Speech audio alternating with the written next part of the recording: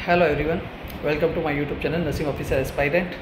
तो एस्पायरेंट आज हम बात करेंगे नोट सेट की तैयारी कैसे करते हैं या कैसे करें हम। तो हम बात करते हैं कि क्या क्या हमें दिक्कतें आती है एग्ज़ाम की तैयारी के समय। जैसे कि आप सब लोगों को पता है कि आप दो तरह के लोग होते हैं, जो कि एक तो कंप्लीट कोचिंग जिसने की है और दूसरे वे है जो अभी तक फ्रेशर है। तो हम दोनों की बात करेंगे। जिन्होंने अपनी कोचिंग कंप्लीट की है उनको तो अपने नोट्स पे ध्यान देना चाहिए और मल्टीपल चॉइस क्वेश्चंस है वो उनको करना चाहिए। गलती कहाँ होती है? गलती वहाँ होती है कि जब हम तैयारी करने बैठते हैं तो हम सोचते हैं कि क्या पढ़ें, कैसे पढ़ें और कितना पढ़ें। ये तीन चीज़ें हर एस्पायरेंट के दिमाग में रहती है। तो हम बात करते हैं कि फ़र्स्ट ऑफ ऑल जो गलती हर एस्पायरेंट करता है जिसका सिलेक्शन नहीं होता है, वो गलती करने से आप बच सकते हैं। जैसे कि आपने स्टार्टिंग किया है कि कम्युनिटी मेडिसिन से स्टार्ट किया है या एमएसएन से स्टार्ट किया है, साइकेट्रिक से स्टार्ट किया है, फंडामेंटल आपने पढ़ा है, सारी आप एक बार अच्छे से आपको थ्योरी का रीडिंग करना है। फास्ट रीडिंग करो, उसके बाद ऑब्जेक्टिव क्वेश्चन जितने ज़्यादा मल्टीपल चॉइस क्वेश्चन आप निकालेंगे, चाहे आप 3-4 प्रीफर्स बुक्स होती है उसमें से आप कोई भी एक बुक्स ले लीजिए। सबसे first of all basic question गलत नहीं होना। आप चाहे कितने भी क्वेश्चन अटेम्प्ट करें, अगर आपका बेसिक क्वेश्चन गलत होता है तो आप मेरिट से बाहर हो जाएंगे। क्या होता है कि एम्स दिल्ली जो एग्ज़ाम कराता है उसका एक ही मात्र सिलेक्शन नहीं होने का कारण ये होता है, एक तो नेगेटिव मार्किंग और एक बेसिक क्वेश्चन अपना गलत होना। तो जो भी एस्पायरेंट तैयारी कर रहे हैं वो अपने बेसिक क्वेश्चन प्रिपेयर करके रखें ताकि बेसिक क्वेश्चन गलत ना हो। तो ज़्यादा से ज़्यादा अपने बेसिक क्वेश्चन की प्रैक्टिस करें, उसके बाद एडवांस लेवल के क्वेश्चन निकालें जिससे कि आपका बेनिफिट हो।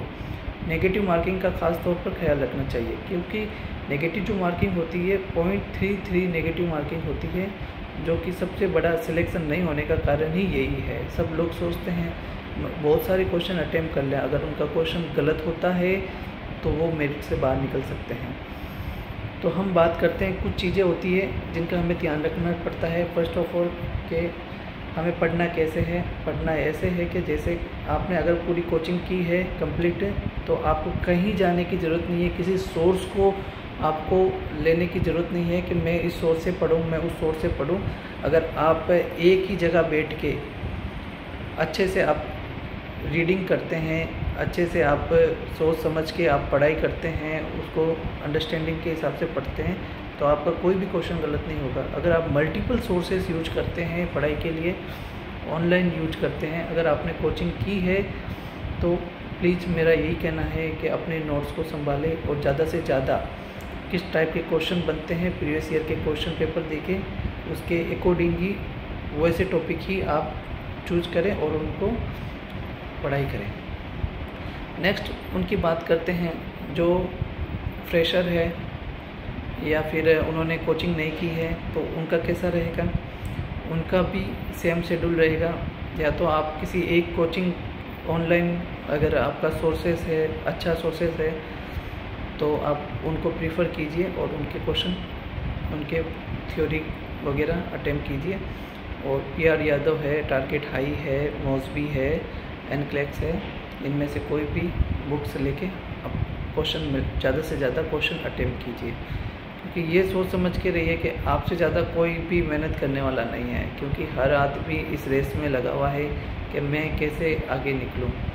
तो बहुत सी चीज़ें होती है, या तो आप ज़्यादा से ज़्यादा क्वेश्चन अटेम्प्ट करके या ज़्यादा हॉर्स आप अपना टाइम दे के, तो ये चीज़ें आप करके आप सक्सेस हासिल कर सकते हैं नोट्स 2023 के लिए। अब जब मैं अपनी बात करता हूँ कि मैंने कैसे नोट्स 2020 में जब 80-20 लगा था नागपुर एम्स में, तो मैंने कैसे क्रैक किया था। तो मुझे जब मैं पढ़ने बैठता था, मेरे पास सिर्फ 10 दिन थे और मैंने कोचिंग पूरी कर रखी थी और मेरा एडमिट कार्ड आया, तभी मैंने अच्छे से तैयारी करना चालू किया सिर्फ 10 दिन के अंदर। तो मैं जब शुरुआत की तो मुझे लगा, मैं बैठा कुर्सी पे कि अब मेरे को क्या पढ़ना है, तो मैं यही सोच के बैठा कि जो अभी टाइम कम है। अब इस टाइम में मेरे को स्मार्ट स्टडी कैसे करनी है, सबसे ज़्यादा से ज़्यादा सिलेक्शन कैसे लेना है। सबसे ज़्यादा शॉर्ट नोट्स, हर गाइड में शॉर्ट नोट्स होते हैं, आप उनको शॉर्ट नोट्स को रीड कीजिए। ज़्यादा से ज़्यादा शॉर्ट नोट्स स्नैपशॉट को रीड कीजिए, उसमें से क्वेश्चन बहुत से बनते हैं। कुछ भी सिलेबस नहीं छोड़ना है। Even research management, nursing education और न्यूट्रिशन तक भी, बायोकेमिस्ट्री, न्यूट्रिशन और माइक्रोबायोलॉजी तक भी आपको एक भी कोई भी चीज़ सब्जेक्ट नहीं छूटना चाहिए। ये पहला तो फर्स्ट ऑफ ऑल ये होना चाहिए। अगर आप समझ लो कुर्सी के 4 आपके पाँव है, अगर एक पाँव अगर गिर जाता है तो आप नहीं बैठ सकते। उसी तरह सारे सब्जेक्ट अगर आप नहीं कर पाते हो तो आपका सिलेक्शन नहीं हो पाएगा। एक क्वेश्चन भी बहुत मैटर करता है। अगर माइक्रोबायोलॉजी का एक क्वेश्चन आ जाता है जिसमें आप नहीं कर पाते हो तो आपकी रैंक नीचे आ सकती है। तो इसलिए सारा कोर्स कंप्लीट करना है और अंडरस्टैंडिंग के साथ सारा कुछ पढ़ना है। और यही मेरा स्ट्रेटेजी रही। जब मैं बैठा टेबल पे तो मैंने सोचा कि अब क्या करना है। मेरे पास जितने भी सारे नोट्स थे तो अब इतना टाइम नहीं था, मेरे पास 10 दिन थे तो मेरे पास कुछ इतना टाइम नहीं था कि मैं इतने थ्योरी नोट्स में पढूं। तो मैंने ज़्यादा से ज़्यादा MCQ क्वेश्चन निकाले। MCQ क्वेश्चन मैंने एक दिन में कम से कम 500 से 1000 क्वेश्चन निकाल दिए और मुझे खुद को ही नहीं पता रहता मैंने इतने क्वेश्चन मैं बहुत सारे टॉपिक में एक साथ कर लेता था। 5 दिन में आप मानोगे मैंने सारे PR यादव कंप्लीट कर ली और मैंने 10 साल के पेपर्स जो होते हैं प्रीवियस ईयर के वो मैंने पूरे कंप्लीट कर लिए। और मेरे पास मटेरियल ही नहीं बच रहा है कि मैं आगे क्या पढूं। तो मैंने फिर एक्स्ट्रा चीज़ें पढ़ी। कंप्यूटर्स के लिए GK है, रीजनिंग है, ये यहाँ तक ये सब चीज़ें पढ़ी। और जब मैं एग्ज़ाम दे के बाहर निकला तो मैंने वहीं पे कह दिया मेरा सिलेक्शन हो गया। तो ये इतना कॉन्फिडेंस चाहिए किसी को भी, कोई भी नर्सिंग एस्पायरेंट है तो इतना कॉन्फिडेंस होना कि आपका तैयारी आप खुद है ना एग्ज़ाम दे के आप बोल जाओ कि मेरा सिलेक्शन हो जाएगा। तो उसमें आपका कहीं कोई दिक्कत नहीं, आपका सिलेक्शन कोई नहीं रोक सकता है। यही मेरा मोटिवेशन रहा है। मैं खुद सेल्फ मोटिवेट रहता था हमेशा, मेरे को एक अलग से एनर्जी आती थी।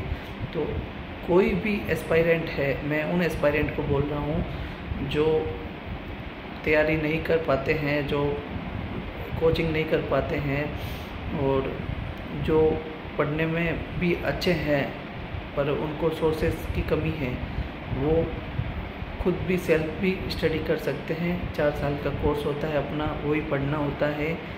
स्टार्टिंग आप अगर 4th ईयर के स्टूडेंट है तो सबसे पहले गायनिक से स्टार्ट कीजिए, मैनेजमेंट, गायनिक, रिसर्च, ये जो 4th ईयर के 3 ईयर के जो सब्जेक्ट होते हैं 3rd ईयर के, इनको स्टार्ट कीजिए ताकि आपका लेटेस्ट जो पढ़ा हुआ होगा वो आपको रीड कर लेंगे आप फ्रेशर अगर हैं तो।